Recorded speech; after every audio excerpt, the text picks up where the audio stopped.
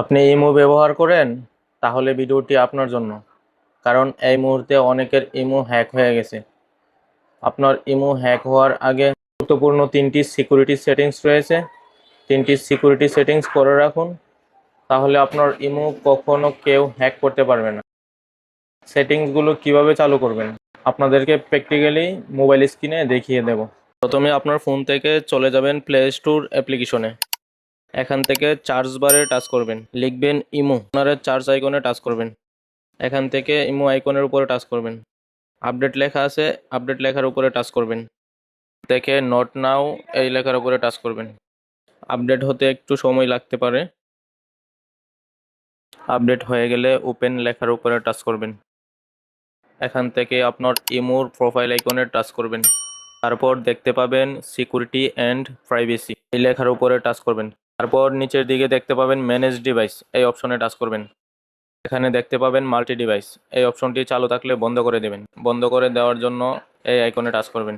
এখান থেকে ডিজেবল এই অপশনের উপরে টাচ করবেন। আপনার মাল্টি ডিভাইস অপশন বন্ধ হয়ে যাবে। বন্ধ হয়ে গেলে আপনার ইমোটি কেউ অন্য কোনো ফোনে ব্যবহার করতে পারবে না। আপনার ইমো কেউ হ্যাক করে থাকলেও হ্যাকটা বন্ধ হয়ে যাবে। দ্বিতীয় সেটিংসটা চালু করার জন্য কর্নারে তীর আইকনে টাচ করে ব্যাগে চলে যাবেন। তারপর নিচের দিকে দেখতে পাবেন লগ ইন প্রোটেকশন এর উপরে টাচ করবেন। তারপর দেখতে পাবেন বেসিক প্রোটেকশন। এখানে আপনার 2 স্টেপ ভেরিফিকেশন বন্ধ থাকলে চালু করে নেবেন। চালু করার জন্য এই আইকনে টাচ করবেন। তারপর এখান থেকে ওকে তে টাচ করবেন। আপনার 2 স্টেপ ভেরিফিকেশন চালু হয়ে গেছে। তারপরে কর্নারে তীর আইকনে টাচ করে ব্যাগে চলে যাবেন। এখানে দেখতে পাবেন পাসওয়ার্ড লক এই লেখার উপরে টাচ করবেন। এখান থেকে ইনেবল এই অপশনে টাচ করবেন।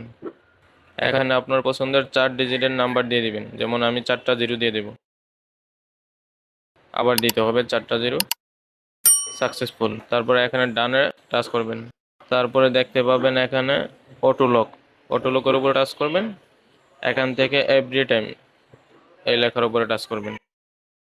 তারপরে তীর আইকনে টাচ করে ব্যাগে চলে যাবে। আনলক ওয়াইড ফিঙ্গারপ্রিন্ট, এখানে যদি ফিঙ্গারপ্রিন্টটা বন্ধ থাকে তাহলে এখান থেকে ফিঙ্গারপ্রিন্টটা চালু করে দেবেন।